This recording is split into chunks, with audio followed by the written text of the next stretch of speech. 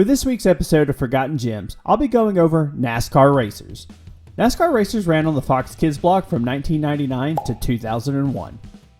This seemed like it was the peak of NASCAR's popularity. Fox Network had a major TV deal with the fastest growing sports promotion at the time, and this show was used to promote that.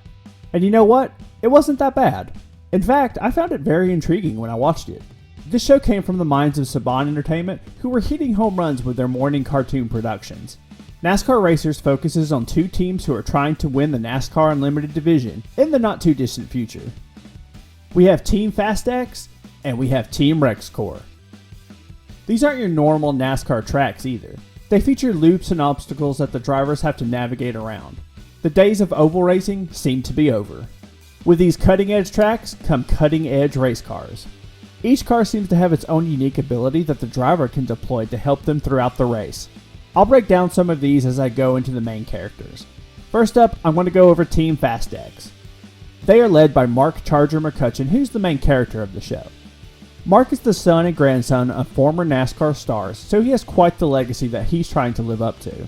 His father died in a plane crash, so he was left to take care of his mother and his younger brother Miles. McCutcheon's car is all about speed. He can utilize two turbo boost engines that can give him the edge when the need arises. Megan Spitfire Fassler is the daughter of the Team Fast X manager.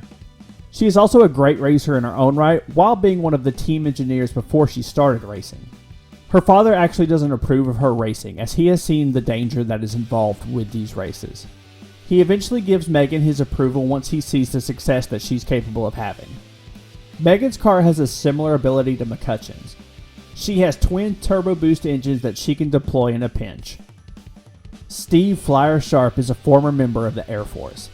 And yes, you guessed it, his car can fly. Flyer is an amazing character. He suffers from PTSD that comes into play often in the series.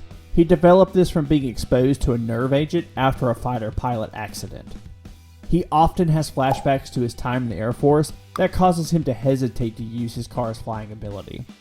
This is the first show that I can remember that went over PTSD and the traumatization that somebody in the military can experience. The last member of Team Fast X is Carlos Stunts Ray. Carlos is a former motorcycle champion who moved to auto racing. He has a pretty big ego and he's known for taking a lot of risk. His car is designed to do elaborate stunts. Getting on two wheels seems to be his go-to move when it comes to this ability. This allows him to weave in and out between cars in tight situations. I'm not going to go too deep into Team RexCorp, but I will talk about the main antagonist of that team. Lyle the Collector Owens does whatever it takes to win. Like all of Team RexCorp, his car is designed to cause major damage to his competition.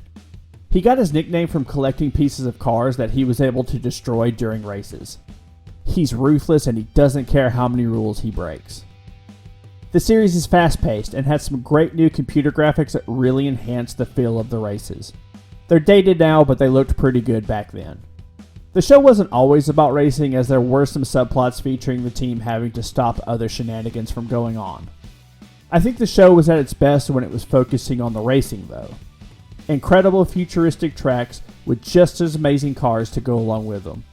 This was a fun show to watch, especially if you were a kid that was interested in NASCAR at the time. And where I'm from, NASCAR was pretty huge, and it was still growing in popularity at the time. Not to mention the sweet toys that came with this show. Because like most cartoon shows, they were meant to be commercials for something else. In this case, it was to draw more attention to NASCAR and sell these racing cars. I was lucky enough to have a mom that bought me these cars. They were pretty awesome. They came equipped with each unique ability portrayed in the cartoon. Spanning 26 episodes over 2 seasons, NASCAR Racers didn't see much critical acclaim, and the ratings backed that up. I, for one, will remember this forgotten gem fondly, though. If you enjoyed this content, make sure you like, share, and subscribe. I hope today's the day that I earned your subscription. Thanks for being a part of my life, and I'll see you next time.